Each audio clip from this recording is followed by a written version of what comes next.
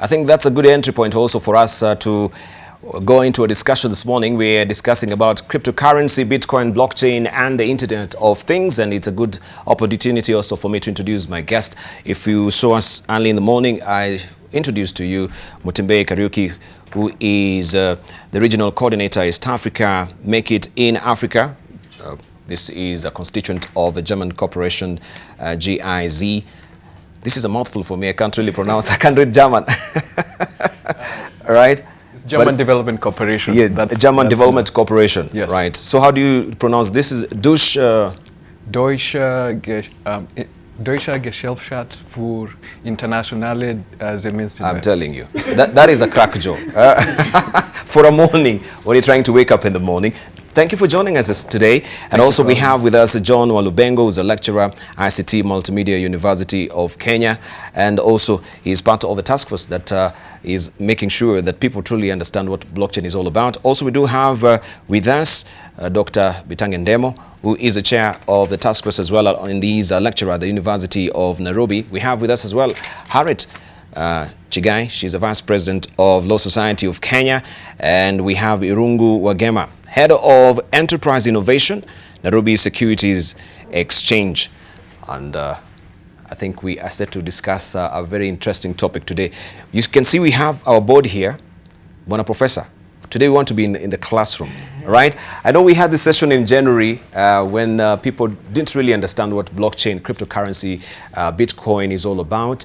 But you've been also, gallivanting the country so far, trying to, educate the public, find the opinion. And there has been a lot that is happening as far as Bitcoin, blockchain, and cryptocurrency is concerned.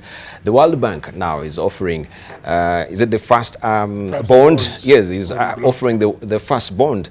And here in Kenya, Central Bank has been a bit gun-shy, saying, of course, there's no legal framework on how Bitcoin can operate or cryptocurrency.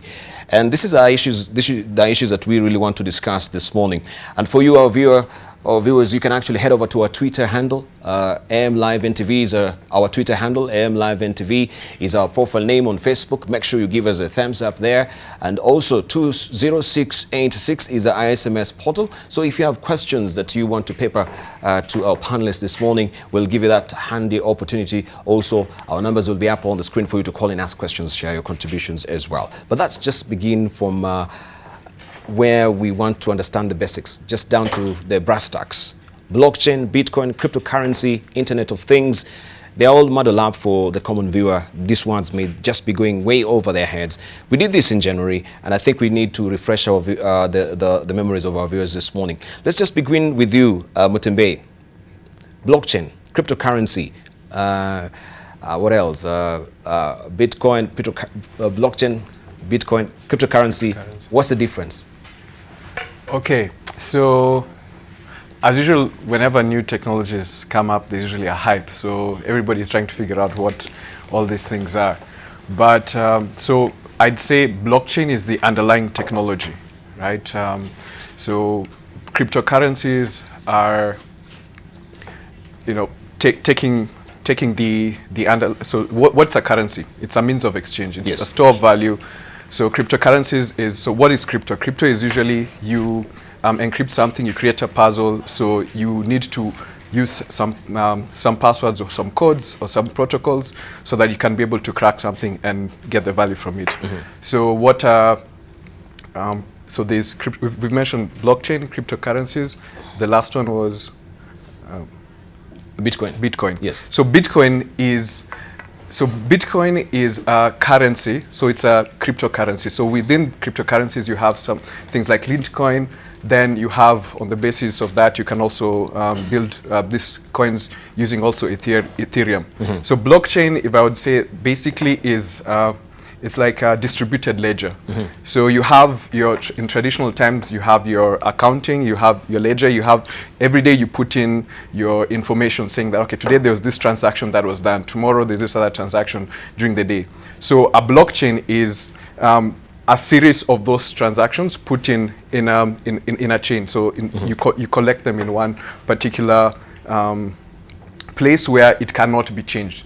So the basic things about what a blockchain is that it can't be changed, it's immutable, it is easily shareable, so everybody has a copy of that, so nobody can ever say that one day that, okay, I have the information and nobody else has it, so it is shared across. You can't change it, and it's transparent. And another thing about this is that it is usually the underlying thing is that you have to use a lot of energy to be able to get any particular information from that. So one of the things that a lot of people are complaining about this is that it consumes a lot of energy. That's why a lot of times you're finding that blockchain technologies, it's usually coming from the West, so colder climates, because you need a lot of computing power. Thank you. Right. Let's hear from... Yes. Can I add to what he has said? Yes, please. And since I'm a teacher, I demonstrate here. Yeah, we'll give you an opportunity to do that. Because you need to understand what blockchain is. Before you have now mixed. We've mixed everything. Vegetables, food, whatnot, everything. Yeah, and that's why I want you to decipher for us, because I was saying all these things, they go way over our head. When we talk about cryptocurrency, we can't really understand what it is. We cannot uncouple that from blockchain. We cannot uncouple that maybe from also Bitcoin. And I think also demonstration will be helpful for us. You asked Mutembei everything. And someone is struggling to get what yes. Because he has to finish answering. He's doing a very good job. Right, so we'll give you that opportunity to head over to that flipboard to just tell us a bit about how you can demonstrate so that we can get an apt understanding of these terminologies. Let's hear from Walubengo, and maybe you can just give us also an insight of what the task force has been doing so far, consultation. I don't know if you were given any time frame, because it's supposed to be submitting the report to the ICT minister. So we want to know how far you've gone so far, and what are some of the things you're learning on the ground. Good morning. Okay, thank you. But on the last bit, I think I will leave it to the chair of the task force to elaborate. Yes. But on the definitions and all that, maybe I could add on what you were saying. Using simpler words, blockchain is actually a new form of a database. We are all familiar with databases. You find that any organization will have a database. Whether it's a bank, it will have a database of its customers, or if it's IEBC, is going to have a database of its citizens who are voting. If it's Ministry of Lands, they also have a database on the land transactions. So what blockchain does is to share control of that database. So that it's not under one entity. Instead, the control is dispersed and distributed to multiple entities, such that no single entity has authority to change, modify that database. So that's a very powerful property of blockchain technology that is really being used to create the cryptocurrency. So the difference between blockchain and cryptocurrency or Bitcoin is the difference you'll get between the internet and, let's say, email or YouTube or Skype. So the internet is the underlying technology that makes email possible, or YouTube or any other application that floats on top of internet. So blockchain is the underlying infrastructure, and cryptocurrencies are just one application, one use case that is taking advantage of the blockchain. Thank you. Of course, legal framework is paramount for this to be operating. And the question has been in the public domain, should cryptocurrency be declared legal tender? And this is where, Harriet, you come in with your legal mind right now. Good morning. Good morning. Thank you very much. One thing I must say is that cryptocurrency is here to stay. If you look at the global market and the way globalization is taking shape, there is no way we can say it's something that you can ignore right now. Yes. And for the legal fraternity, this is now the opportunity, and I hope the task force has lawyers on board, because it's important that all stakeholders play a key role in terms of coming up with an integrated legal framework that can actually shape how these transactions are done. One thing that we need to appreciate, and something that even lawyers need to take in consideration in terms of how they want to improve their future practices as we go on, we need to be able to come up with systems, or rather empower ourselves with how we are going to manage complex financial transactions, both locally and internationally, because you'll realize right now as we speak, you can actually transact with, you can actually buy a car using Bitcoin from China. Yes. So how then are you going to integrate the legal framework in that country and what we have here and with the global market for us to be able to have these complex financial transactions? The future is actually within the cryptocurrency, Yes. Blockchain. You remember when Uber landed, Yes. everybody was very skeptical about it. And for those who were in business, completely refused to board. But after some time, they've realized actually Uber has made... the way to go. Yeah, is the way to go. Has made the clients happy, has made their work very easy. You don't need to pay parking anymore because you can always be on mobile. You can have the different apps for you to be able to serve different clientele at a minimum time frame. So you realize there's no way, we are not going back. So it's high time that we embrace blockchain technology, we embrace the e-platforms of how we transact business, and then come on the table and be part of the policy makers and be part of the decision makers. We shape how we want these systems integrated within ours, and then we move forward. And just like you've said, currently as we speak, there is no legal framework. We are all operating, and that is one very high risk area. Yes. You know, it's high risk because currently as we speak, I'm sure, and Mwalimu will tell us that we have enough agents who are not legit, but they're in the market. How do you deal with these criminals? I call them criminals because it's a criminal act if you have to be a fake agency trying to transact within an international platform. Yes. And you're actually transacting on fraudulent processes and conning quite a number of people. So then how do you deal with these issues? Do we have investigative muscle to ensure that we are able to curb with the risks that emanate from this kind of technology? Yes. Are we well equipped as lawyers to be able to handle this kind of criminal activities? How is our investigative framework? You know, so it's important that we all come on the table. It's important now that we think Kenya 50 years from now and start shaping those policies. It's important we start thinking as and evaluating our businesses locally in terms of international platform and prepare ourselves for the future. Right, thank you. Let's see for Irungu, and also just looking at what we had inside the Business Daily on Friday, where we have World Bank launches World First. Yeah, there you go. Let me try and zoom out a bit so that you can see it clearly. It says World Bank launches first blockchain public bond. So Nairobi Security Exchange should tell us of, in light of this, is this now a green light for you also to make sure that, yes, we are following suit with what the World Bank is doing? All right. Okay. Thank you very much, even for having us on this panel. I think that was really a remarkable step forward, and even it has opened a lot, especially in terms of the users. I think like any technology, there has to be a need.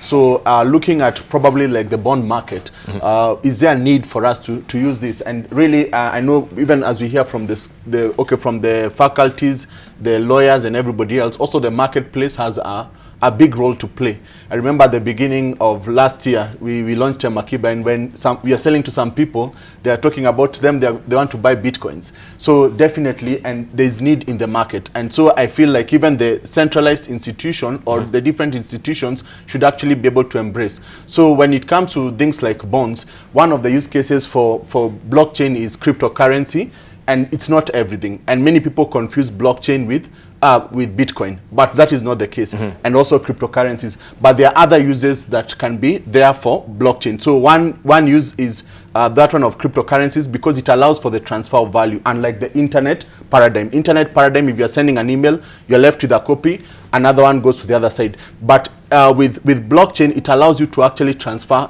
a token. It actually goes to the other person, and you're not left with a copy. That's why it has been used even for cryptocurrency. And then that is only one use. We also have another use where we have smart contracts. Yes. A smart contract is an auto-executing legal document. So for example, when you look at a bond is really like a loan that you are giving, say, to a government or a corporate, and then they pay back. So you can automate that whole process by having it every time you have interest payment, it is automatically executed on due date. Yes. And then at the end of the period, you get the money back. So that is what the World Bank, working with the Australian Exchange, are trying to do. And even us here, we are not yet, we are not quiet about it. Of course, we've engaged the Commission, we've done our submission to them, and we are looking at how can we deploy this here in Kenya.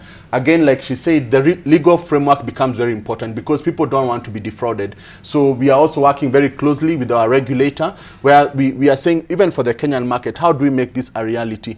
And the approach that has been taken is a sandbox approach, where we are saying, well, we may not fully understand this blockchain fully and its full potential, but let it run in a governed environment where we are monitoring closely, but not to stifle the innovation. So for now, I can say that even as the first World Bond has been commissioned, it hasn't really probably gone live.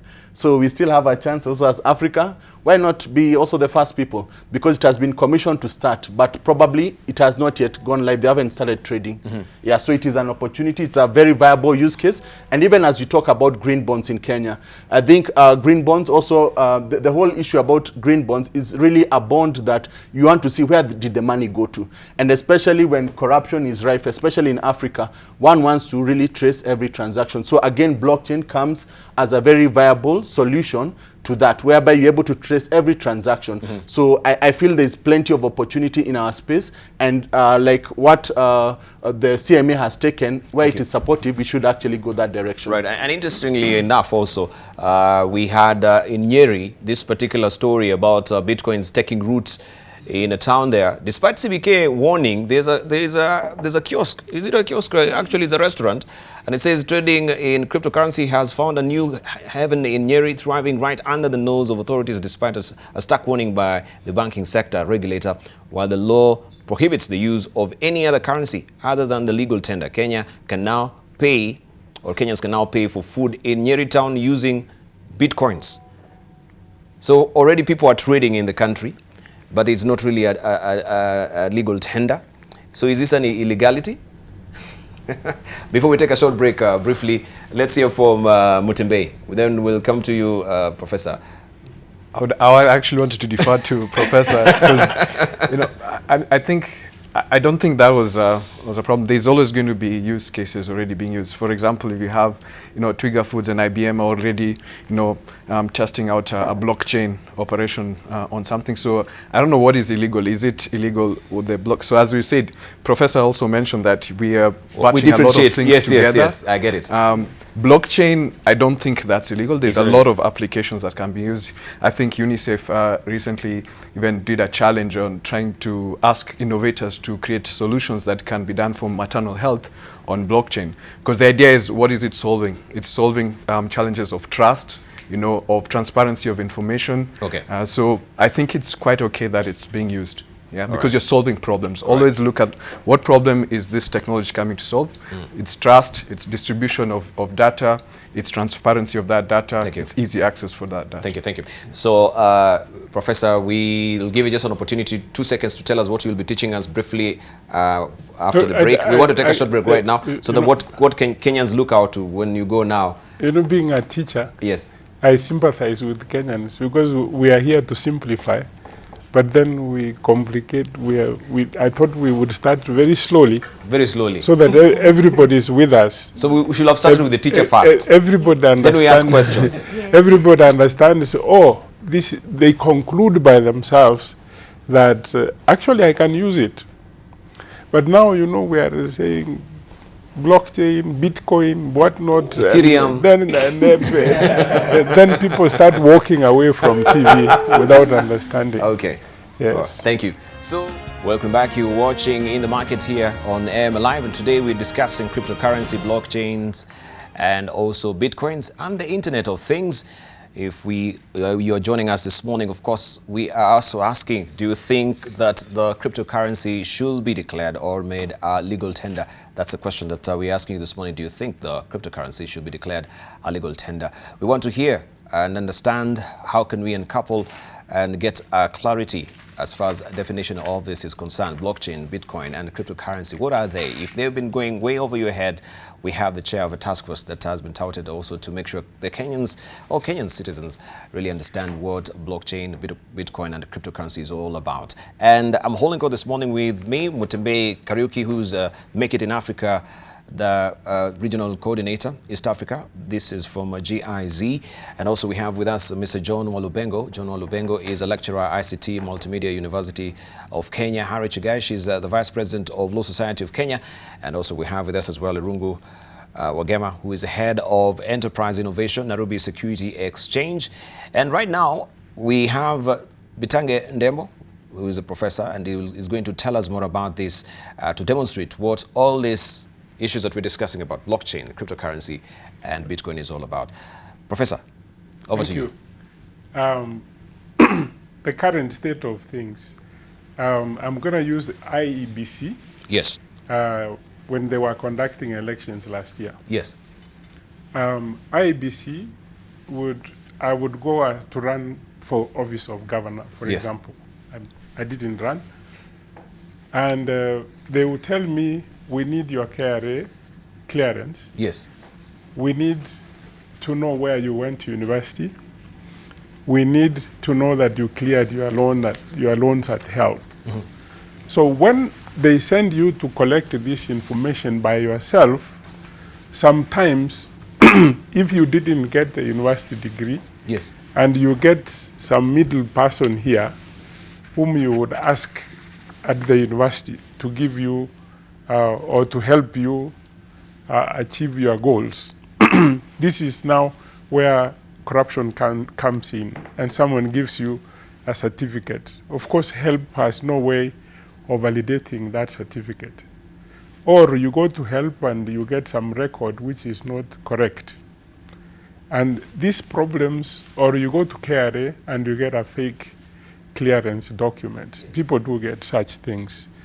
Now, the people who made the blockchain said, if these people digitize, yeah, and here is digitized, yeah? yes, You don't need this person. You don't need this person. What you would need is to link this one to this one, to this one, to this one. Now you have created a chain, and the data is available online. So when you walk into IEBC, they would ask you to sign a form. You give them permission to check this from these places, including CID here, whether you have had any criminal record. Mm-hmm. Within a split second, because this is digitized, and if your name is here, Ndemo, you never cleared your tax, there is nobody in between who is going to give a fake certificate. But KRA would confirm or say that this man owes 1 million shillings. It comes to IEBC. It takes a minute if everything is digitized, and the databases, this is what Walubengo was saying, the databases are linked. If they are linked, then it takes a split second, you get that answer. Once you have the answer, IEBC will tell you, my friend, you don't qualify to run for the office of governor. Now, what I have said here can actually be replicated by a nation here from one department to the other. Sometimes you need something from here from accounts. If you had a blockchain and everything is digitized, you don't have to call somebody that, can you please give me that record? If those records are in electronic format, you actually access them. When you want to search Ndemo on Google, you don't ask anybody questions to give you that. And if you don't get, you can look from another site. So this is what blockchain intends to achieve by getting your databases linked to one another. Now, when they are linked, the information on myself that is here will be the same as here, the same as here. Yeah, distributed. That's why sometimes they're called distributed ledgers, meaning that you can try to delete here, and that deletion actually can be seen in all places at once. That's what we call distributed ledgers, because the record here has been distributed to help to KRA, to universities, and IEBC can access that. Now, take this into the Auditor General and the government. The Auditor General does not have to wait a whole year to say we have lost 4 billion in this ministry. Yes. If they are linked, this is Auditor General, this is the Ministry A, and they are all linked, he would actually see that 1 billion has been transferred from here to here. And then he can say, this is uncharacteristic. And they would say, before that is paid, can you come and explain? Now you're beginning to see the application and its potential to remove the corruption aspects, if you are able to see upfront. In fact, in terms of data, the way data is being analyzed, we shouldn't be seeing these headlines. We should be using predictive data analytics, which is part of what you would see here. That two of the most powerful technologies and artificial intelligence are the ones that are going to run the world in the next several years. Blockchain and artificial intelligence. I am not a prophet, but this is what everybody is working towards. This is what was being discussed at the World Economic Forum, how blockchain would help. Blockchain, World Bank is using it to do a bond. What they did is that they didn't have to go through some middlemen to do the arrangement, because there is a cost to that. If you want to buy a bond, you can buy. Here is the details. You can buy directly without using that middle person. And anybody who buys, who is within the block, is able to see what's happening, the way the trading is happening. And that's probably what we want to see from CMA. CMA to implement this so that the Capital Markets Authority can begin to raise money locally to develop our own enterprises. That facility is not there. And the simplest definition of this is trying to automate trust. Because if you have created that level of transparency, everybody can trust one another. Now, the missing link from here is what government would have to build, what is called a trusted identity. You heard the minister saying that they are going to start issuing biometric identity cards. Yeah, biometric. If you have put that biometric, it can actually identify the records from all that place. So once we have an identity that can be validated, it actually makes the business environment, even yourself, to say, put your biometric here, I know it is you, and I know you work for so-and-so, and I know you do this, and I know you're not criminal, then I'm able to trust you without having to know you for several years to trust you. So blockchain seeks to create trust where there is no trust. Thank you. Yes. All right. I bet also our panelists have questions for you before you sit down. Let's just begin with Mutembei. You have a question for Professor? Yes, because also part of the topic for today is about the Internet of Things. And all we've talked about is data. Yeah. So how do you see the Internet of Things facilitating blockchain and artificial intelligence to really open up this new world of trust for us? I'll give you an example to understand this. A company in the US was planning to provide insurance to employers. And they told the employees, you fill the form. And there was a question at the end that said, please do not lie. Make sure that everything that you have said is true. There was one question, whether they smoke or they don't smoke. So some two guys said they don't smoke because they knew nobody would know. But the insurance was collecting data from department stores from all over the place to validate the data that was done, only to find that those two guys who lied that they don't smoke, they have been buying cigarettes from a department store, and big enough to conclude that this person is a smoker. That aspect is actually possible if you use the Internet of Things.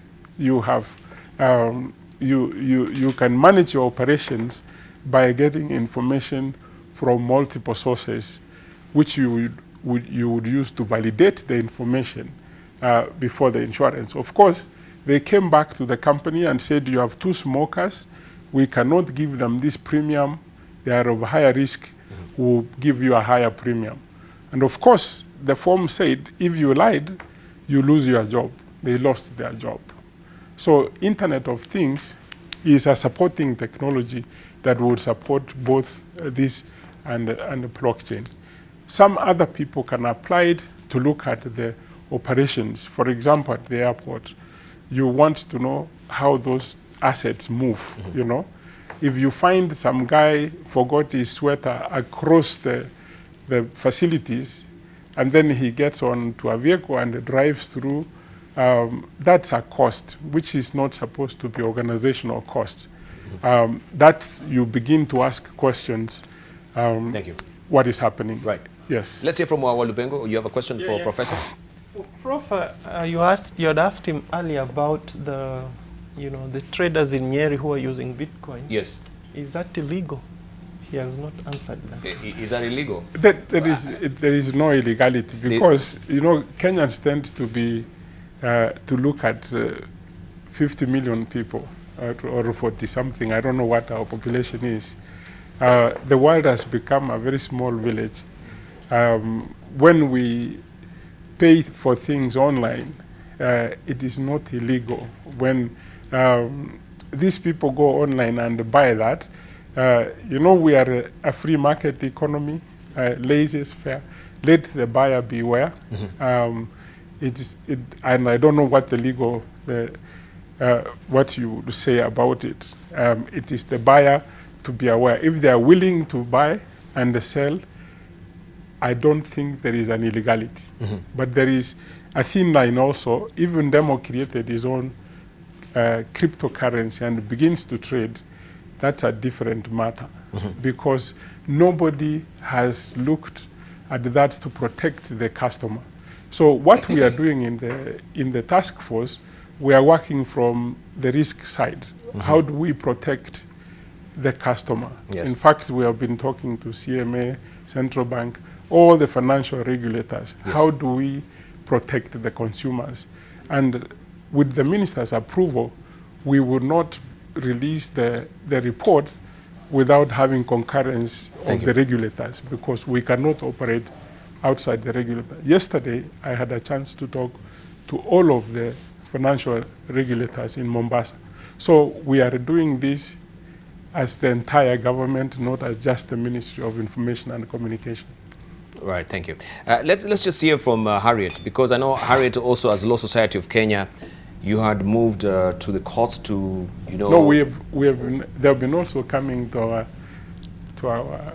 our task force. Your we forum. consulted with them always. Okay, but a memorandum of, maybe you can tell us more about the memorandum? Before I go there, maybe I can weigh in the illegality of the trading that is already taking in place. The illegality?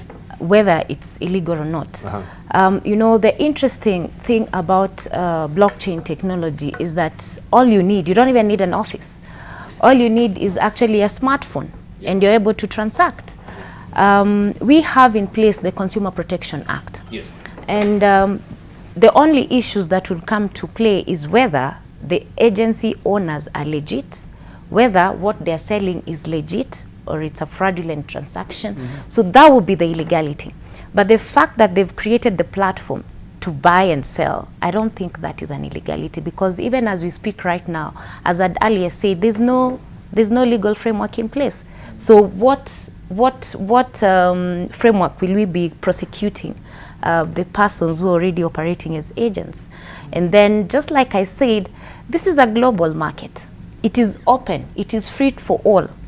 It's open. It's an open market. So it's whether you want to dive in or not. So it's a choice that both the buyer and the seller has to put in place. Again, we are very interested in the task force, because just like I said, even all professions are going to be affected in one way or another. And that is why my question will come, because as it is right now, blockchain technology is in place for us to be able to have a trustworthy transaction, and at the backdrop to eliminate any level of corruption. For me, I think that is a plus, because if we have systems that work, then we don't need middlemen who are going to do the brokerage, which has been the reasons as to why it's almost impossible to kill the monkey called corruption. I call it a monkey because when you kill it here, it jumps to another tree. You know, when it jumps to another tree, it goes to another forest, and whoop, it grows. So that is why for me, it's important. And we want to hear from Mwalimu today, because we've been speculating. Thank you. We've been pushing each other with rumors, because, you know, it's very difficult to trust that which you cannot see. Thank you. Maybe before you answer that, we can also hear from Irungu. You have a question for him as well, so that you can just take a mental note of that as well. All right. Okay. Thank you. And I really like and commend the task force for the commendable job that they are doing. I think as Kenya, we should not be left behind. We should actually be at the forefront. Kenya is looked upon as a Silicon Savannah of even the world now. Yeah. So especially with M-Pesa. So mine is really maybe to give assurance to the regulators and even government, because I think the key concern when it is distributed, before everybody would bring all the taxes and they would be able to get. But if we have this new way of transacting that does not, maybe how do you assure KRA they're going to still get their taxes? And also, and I'm sure the concern even for like maybe central bank, the consumer is protected. Very good. Actually, the blockchain in itself, when it's implemented, when you pay, say for example, you have lunch, and in that lunch there is 15% or 16% VAT, which belongs to Kenya Revenue Authority. With blockchain, you don't, the vendor, the hotelier or whatever, does not take that money. What happens is the moment you pay, and if you pay using any digital currency, and not cryptocurrency, that money would go straight to KRA, and you remain what belongs to you. Yeah? What we are implementing is give Caesar what belongs to Caesar, and remain with what you legitimately. legitimately. The other question from Harriet, every profession is going to be affected, and the more, once we implement this, the legal society has to find ways of working with technology to make money. Let me explain it. Irungu talked about the smart contracts. These smart contracts are drawn by the lawyers, but then they are put into an algorithm to execute. They are self-executing contracts. So you have a block of 30 apartments. What used to happen is that when I go with Mutembei, Walubengo, we pay a lawyer for the same thing, the same paper. We put our names and we pay 10% to the lawyer.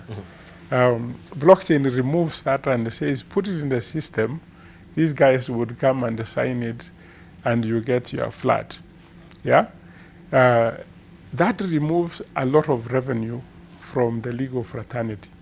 But there is also a lot of revenue they can make in drawing those smart contracts if they embrace the technology.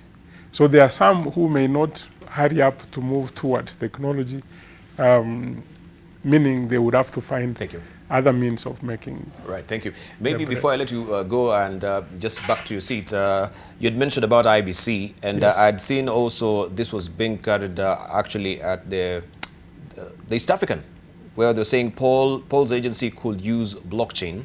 And this was IBC, and then it read the Independent Electoral and Boundaries Commission is considering using blockchain technology to offer real-time results as part of reform efforts to enhance the integrity of voting. And this is an issue that we've been battling with. I think that is very key. You can clarify that? Let me explain that. Yes. Remember we said the problem comes with the middle person. Yes. If I voted here, yeah, and we are in a block of 390-something constituencies. 295? 295. That vote will be reflected in 295. I mean, it's going to be very difficult for anybody to say my votes were stolen, because you are seeing it real time happening, adding up.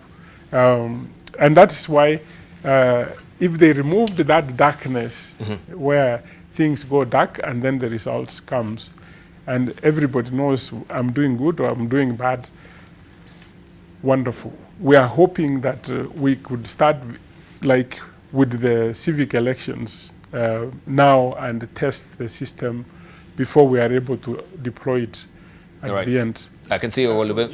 Just to add on what he's saying, blockchain in electoral process will be very good, because currently IBC is the single entity in charge of those computer systems. But earlier on I'd said what blockchain does is it distributes control, such that any change to the electoral records cannot be accomplished unless the multiple players are in agreement. And that agreement is not physical, it's not manual, it's within the system. So what I see is, for example, IBC getting together the key stakeholders, whether it's the political parties, the Law Society of Kenya, judiciary. Each of these key players will be running a node that has the software for the electoral system, so that if the results are out, you don't have to say fungua server. You have the server, fungua yako. You can verify. On your own. So that to me will be a key changer in 2022 if they're really serious. Right. We have also Mutembei. You have a question?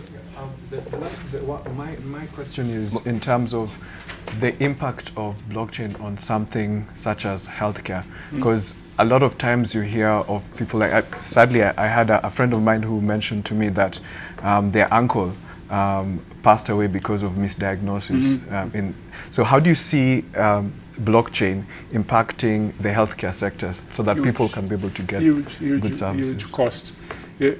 Our referral systems for the hospitals, someone breaks his leg in Murang'a, goes to Murang'a District Hospital, County Hospital, and then that person is referred to the National Referral Hospital. Yes. And all the data is left behind, and the cost of actually examining that patient is repeated again at the national level. Now, if we had a blockchain, the doctor who would be in Kenyatta would say, the doctors in Murang'a did A, yes. Now I need to do better than this to diagnose this patient. Meaning that cost that would have been repeated has actually been removed. Or for example, you have traveled abroad and you're being treated. The doctors there would have the entire record of your data, yes, which saves you time and money. So the other aspect of this is savings of time and money. That is what blockchain brings. All right. Can we hear, well, I hope I've not jumped you. Let's hear from Harriet, then we'll come to you. All right. Mine first is to slightly feed into the voting system. Yes, please. And marry to the question that I have for Professor. You know very well, one of the key issues that we are struggling with is data. Data collection and data feeds. And then how do we store that data? As we speak right now, one of the biggest problems we have, even within our voting fraternity, is the kind of data that we have. If you ask me whether I can comfortably clarify that we are 50 million Kenyans, you know, already that is questionable, because our data most of the time is not clear. We don't know how many people, how many lives we lost in the year 2017. And with those lives, have we updated the data within our systems to ensure that the kind of data we have is a clean data? Also, the one other risk that we have is the risk of what you feed into a system is what it generates in terms of results. So if you feed the wrong data in any system, it gives you wrong results. Now, that is one of the issues or the black holes we are having in terms of integrating all our systems. That's why you see KRA has integrated one element. They go live, but we are stuck. We are stuck because when it tries, that system tries to marry it with another one, it crashes because the other one is completely disjointed. So then what solutions do we have? And this is one thing I think the task force must address, to ensure that we have the correct data within all this, the institutions that we need to have before we actually load any or integrate any of these systems in place. And that is one of the problems we had. Now I'm coming back to the land registry. That was the issue we had with lawyers. Because if you have a system, you want it to go live.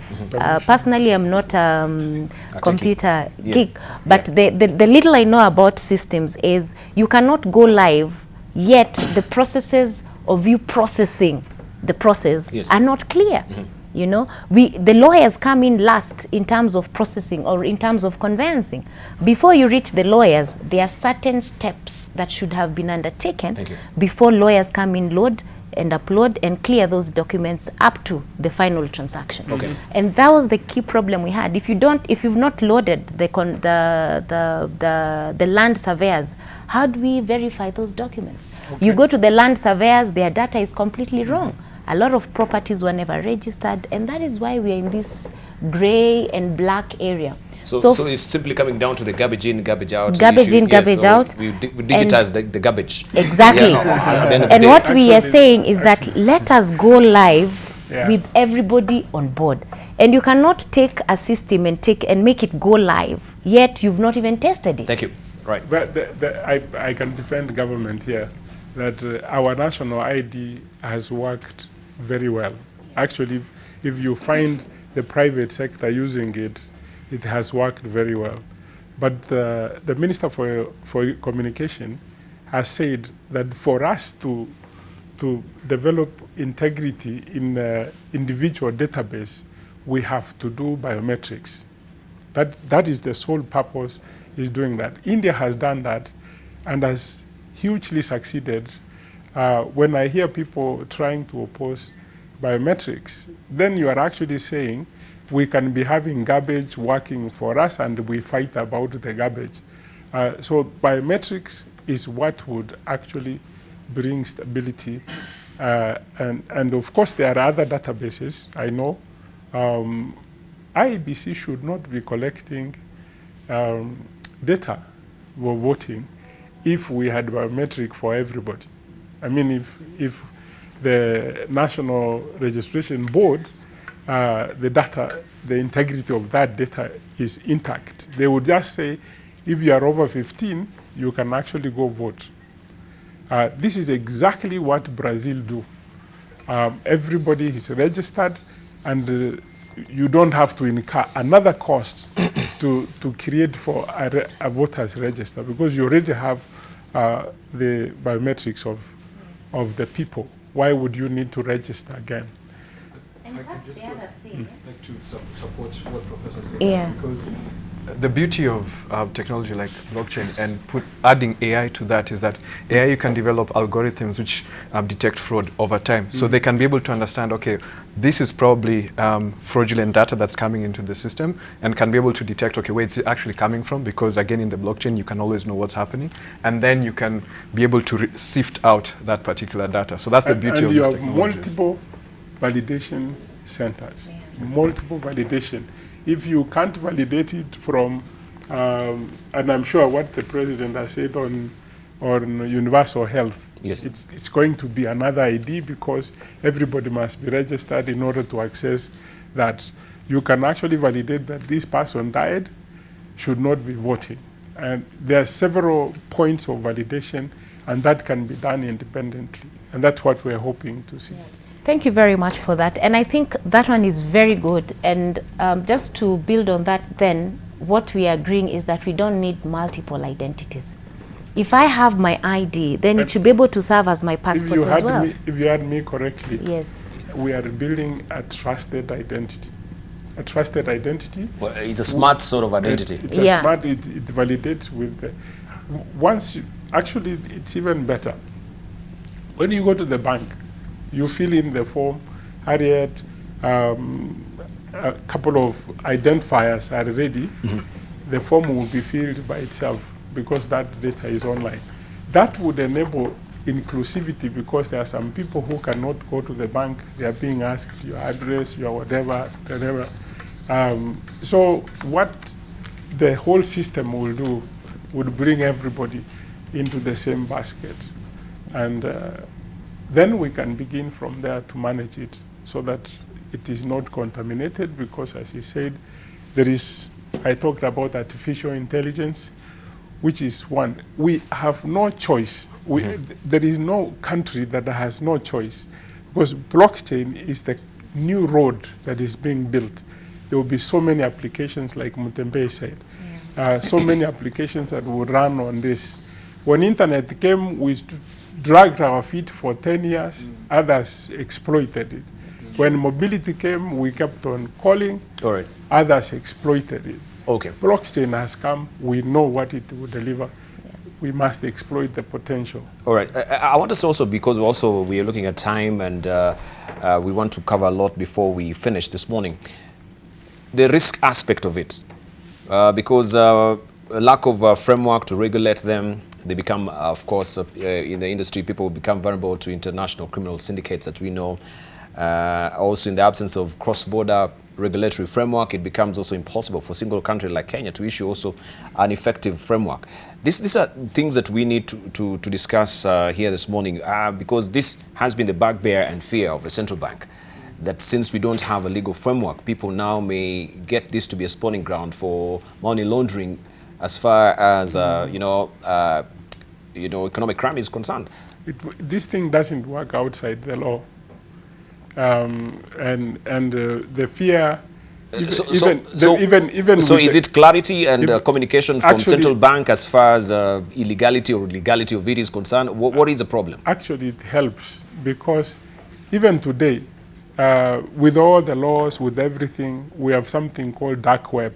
Yeah, the dark web, yes. Where corruption people are working comfortably and nobody's seeing them. Yeah. But what happens with the blockchain, it's very easy to know that I have obtained money from an unknown source, yeah? Because the whole aspect we are talking here, if we had time, is about data and data points. There is no decision that will be made without data. Where did it come from? Right now, you actually don't quite know because people clean money from several other sources and they continue. There are other risks, by the way, that around cybersecurity, we need to develop capacity.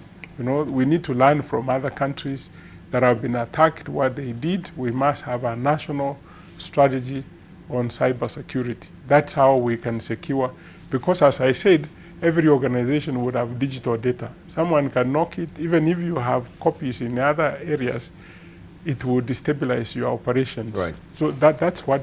Then AI has its own risks, like if the machines are self-learning, we may not know what they will do. You know, they may plan other things, but that is something we can we can manage. Any question on the cyber security of it? Because he talks of a dark web. I don't know. We can actually try and explore that issue of security. Maybe just to set as a segue to that particular questions, because we have government who have been victims as well. And they were forced to pay ransom to rescue their database. or else they could be wiped in a minute. This is emanating from the dark web. And the issue is about the anonymity, anonymity, I should say, of cryptocurrencies, starting with the guy who came up with this, Satoshi, that ensured that there was no trail to the operation powerhouse. But you have to exchange. You would eventually come to an exchange point to get the money. Doesn't this really also compromise the security features? I don't know. You, the techies, from where I sit, I think the security concerns from central bank could be a bit valid, because if you're Central Bank of Kenya and you're in charge of the monetary policy in the country, and you don't have the statistics of how much value you have in that sovereignty of yours, because half of it is in cryptocurrencies and the other half is in fiat money. So in terms of managing that economy, you really don't have the full picture. So they could be having a valid point in terms of how do we account for citizens who have assets in crypto, format, and yet they're not able to access it, whether for tax purposes or whatever. Then the other concern they usually have now from the security side is money laundering and what have you. But from the technology side, the response has always been, even if you have cash money, the normal fiat money, there's still money laundering going on. So you cannot stop technology under the pretext that you're protecting the economy when the existing system is already facing similar challenges. In short, the risks facing fiat money are the same risks facing cryptocurrencies. So rather than blocking it, I think we need to have a sort of multi-stakeholder approach that tries to understand what is going on and how we can mitigate the risks without necessarily blocking the advantages. And so the idea of regulatory sandboxes comes in very strongly, where the technology startups are given a safe environment where they try out these new technologies, maybe 2-3 months, and the regulators get to learn what these technologies can do, what the risks involved, and how then do you mitigate? I think that is the best approach, rather than saying it's dangerous, let's not go there. Could you take a question from Irungu before Professor? Could you take a question from Irungu as well, so that we can couple them together because of time? All right. Okay. Thank you. Thank you very much. And I really like to glide on what Dr. Walubengo, Mr. Walubengo has said about, you see, Kenyans are very innovative. We need to have an enabling culture whereby these people, because the world is flat, everybody, you can transact anywhere. How do we empower Kenyans to actually come up with these innovations? Because government alone will not be able to do it. Can we have also maybe in a sandbox way whereby maybe people, even entrepreneurs, can actually come innovate and all that? And even for us from the stock exchange, we are really keen on seeing how we can add value so that we can help people to be able to raise funds, maybe for those initiatives, because sometimes blockchain can be a bit expensive. How can we also regularize, maybe like working with the regulator to be able to help Kenyans discover this potential and have Kenyans take a lead in this technology? Let me just weigh in also on that. I think the biggest fear... Could we have him answer then, so that we don't lose track of yes, I thought you would ask him why, if we have fiat currency, why do we need cryptocurrency? There is a movement where people, we call it tokenization of the economy. Yes, it is continuing. We have so many tokens in this country. We have Bunga points, we have supermarkets. Those are tokens which are value, and this is going to continue. And what we are saying, if we enable the cryptocurrency, we can create jobs, and we have developed ways of creating those jobs by tokenizing the process. And once something is done, you can redeem the tokens and get value out of it. This is what the normal currency cannot do, but we can do it with crypto. That's why we're also saying we need to give it a chance to demonstrate what can be done to create more employment for Kenyans using the currency itself. Right. Mutembei, you had a question before we come to Harriet? It was a question and also an addition. So when we're talking about when we talk about our work at GIZ at Make IT, it's always working with startups and innovative startups. And what we've realized is yes, there are a lot of young people who are actually developing solutions around this. And one of the partners that we've been engaging with is IBM. And they have now the DNA, so it's called Digital Nations Africa, where you can actually go up and there's hours and hours of content where young people can learn these new skills. So for example, the IBM CEO, she recently mentioned that in the future she coined a new word, so it's called new collar jobs. So we used to talk about blue collar, white collar, now new collar. Jobs, yeah. And the idea is that with this Digital Nations Africa right now, any Kenyan with an internet access can go up, create a profile for themselves, and start taking blockchain classes on how to actually build applications on blockchain for different use cases. Whether we see right now what Chiggai is doing in terms of the supply chain for goods like tomatoes, bananas, whether it's Cellulant is also developing something around that for smallholder farmers. We have now, but this is an American organization, DOC. You have LinkedIn. And a lot of people put a lot of information on LinkedIn which may not be true about their profession and what they can do. But what if you had a trusted source where you can always identify what skills someone has? So within even this Digital Nations Africa, you can get badges in terms of what skills you're gaining and then where you can work in the future. So just wanted to add on that and then also ask what are some of the ways Kenyans can actually learn how to build applications and actually use blockchain coming from Kenyan institutions. The companies that are using blockchain, artificial intelligence, Internet of Things, they are the fastest growing.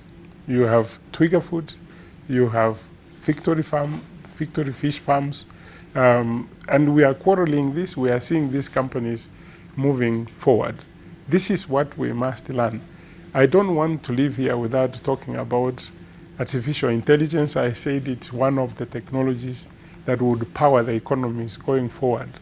Artificial intelligence does not just remove people from work. It actually helps, enhances, especially in education, where human beings cannot do. For example, we have a small startup called Mshule, which uses AI to teach. Yeah? Human beings have no patience to do what AI can do, you know. A machine can repeat the same to you for 20 times. And the best teachers can only do it for 3 times before they tell you, wacha Mungu akusaidie. You know, this is some of the things we need to think about. Finally, let's hear from Harriet before you sit down. Thank you very much. One of the key things that I think we are all grappling with is the risk on systematic economic changes. You find that within the Africa setup, we don't even have a common currency. So how then are we going to interlink our currencies and then our trade within the region to build up into the system? And then we have our safeguards towards the same. And I think that is what all the economies are grappling with, which is now bringing in the trust within the system. And then the other key thing that maybe, Professor, you can address or help us clear is the high risk of hacking and whether an economy can actually be shut down by one button, you know, just a touch or one encryption within the system, or throw in the mud in terms of what do they call it, a virus, and you shut down the whole system, because that is the fear that most everyone of us is having.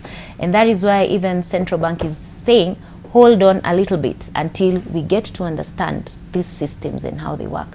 So maybe that is one of the key areas that you can also just quickly highlight, so that even when we are shaping the regulatory framework, we have all this in mind, and then we can all move forward. Every organization has what they call business continuity plans, and Walubengo can even speak more on that. Yes, we can be attacked. You remember Russia attacked Yes, and they just shut down everything. But if you have, as I said earlier, the biggest threat is actually cybersecurity. What are we going to do? We must build capacity. When I keep on talking about capacity, we can't, for example, say we wait to understand this technology. We actually must move that direction to build capacity in order for us to play some role in this new technology. And this is where we're asking the government, they have to spend a little more money because nobody's willing to pay for these many young people to get this knowledge that is required for these emerging technologies. Thank you. On right. security. On security, finally. Just the idea of a single button to shut down the system is precisely the philosophy behind blockchain. There is no single point of failure in blockchain, as compared to what we've been having since time immemorial, what we call technically client-server systems. In a client-server environment, the IT director can switch off the system and go home. You remember last petition, we were told the French are asleep, so we can't access the server.